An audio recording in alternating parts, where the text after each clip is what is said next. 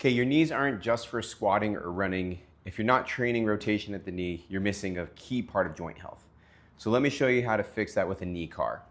CAR stands for controlled articular rotations, and they help to maintain and improve the health of your joints by using your full active range of motion with control. So here's how we're gonna do that. What we're gonna need to do is you're gonna sit tall with your thighs supported. You're gonna lock your thighs still, so no hip motion. Straighten your knee fully, and you're gonna rotate that shin outward, which is known as external rotation, and slowly bend the knee and keep that knee in rotation. And then you rotate the shin inward, straighten the knee again, and that's 1 rep. We will then reverse it from inward rotation, a bend, straightening, and outward rotation. This is all about control, not speed. You're training the rotational capacity of the knee joint, and that's something that gets ignored until there's pain.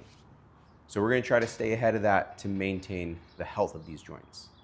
Knee CARs support the joint integrity, they help prevent injuries, and keep your knees resilient for things like running, squatting, or even just standing up pain-free.